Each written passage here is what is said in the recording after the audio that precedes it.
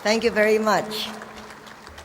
Thank you very much, former Secretary Fabila, and now member of the Bangko Central Monetary Board, for your introduction.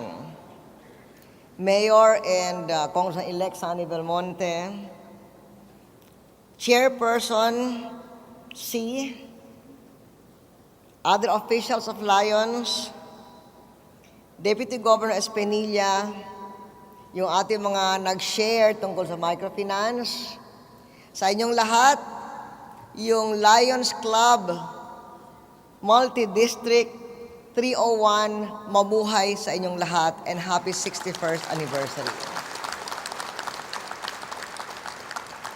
After 61 years, you continue to be relevant. Naalala ko nung ako ay Vice President pa, magkasama tayo doon sa Nayong Kabataan.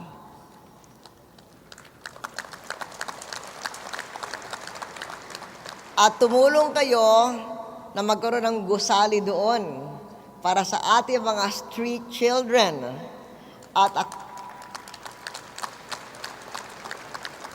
ako ay nasisiyahan na hanggang ngayon aktibong-aktibo pa rin kayo doon. Thank you for continuing to be relevant.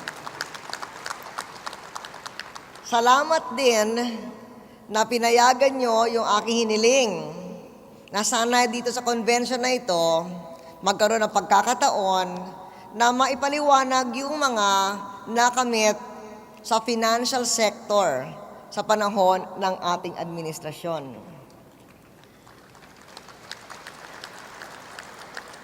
At kaya meron tayong presentasyon mula sa Central Bank kasi ang Central Bank ang pangunahing namamahala sa financial sector at sabi naman na, gaya ng sabi ni Deputy Governor Espinilla, ginagalang at nagko-cooperate ang national government para sa ganon gumanda nga yung pagpapatakbo ng Bangko Sentral sa ating financial sector.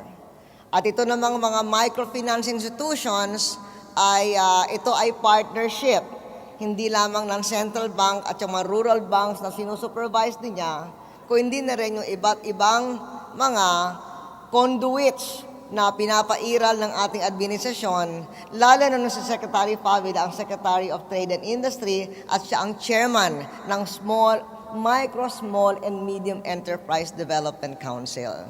Kaya salamat at nakinig kayo doon sa accomplishment report.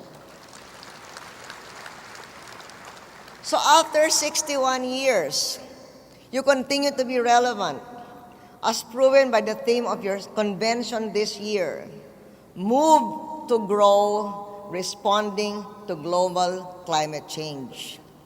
Dalawa yung operative doon na terms, growing and climate change, development and environment. Fighting climate change is no longer an option, but a necessity for us Filipinos. We are an archipelago. So may many low-lying cities, kasama na ang Manila mismo. But also, our location is that we are the doorstep of the Western Pacific. So being at that doorstep, all the typhoons that come from the Pacific and enter Asia, enter through the Philippines. They gather strength as they go through the Pacific Ocean. They hit the Philippines with the full force of the fury. Tapos pagdaan sa ating land, mas humihina. Pagdating sa ibang bansa, mas mahina na.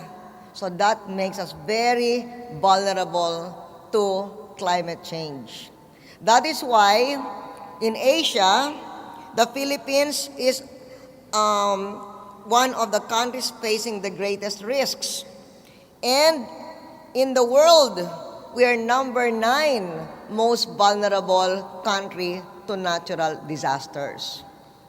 Ngayon, ito ba ay kasalanan natin? Hindi. We are a good citizen of the environment. Yung buong mundo, ang average carbon remission na nagko-contribute sa climate change ay 6 tons per capita. Sa Pilipinas, 1.6 tons lamang tayo. So we have a very good carbon footprint. We're a very good citizen of the world as far as taking care of the environment is concerned. Pero yung ating geographical location, dito sa Western Pacific, yung unang bansang tinatamaan, yung ating archipelagic nature, this make us not climate makers, but climate takers. What to do in this situation? The bottom line is this: we have a moral obligation to the next generation to protect our country from the adverse impact of climate change brought about not by us, but by the abuse of the entire humanity. And even if there were no climate change, we would still have a moral obligation to protect the beauty and bounty of the land, air, and sea for the rest of time. My responsibility as president has been to provide for our people, to lift up the poor, generate economic growth, and leave the country in better shape for the next generation of Filipinos. Kaya yung aking beat the odds, yung letter O doon sa beat the odds, ay opportunities for 6 to 10 million jobs, 2 to 3 million entrepreneurs, 1 to 2 million hectares of agribusiness. Kaya itong ating sharing ng 2 microfinance entrepreneurs ay bahagi sa mga bunga itong ating 10-point program. Central to that mission to fight poverty is to harmonize economic growth with the full protection of our environment.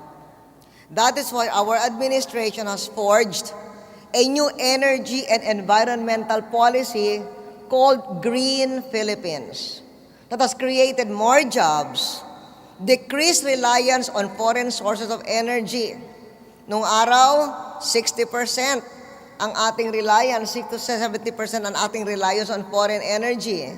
Ngayon, less than 50%, mga 40% na lamang. And this policy has provided a blueprint for a green, sustainable economy. Kaya yung moving to grow, fighting climate change. Your theme reaffirms what I've been saying. Choosing between a good job and a clean economy is a false choice.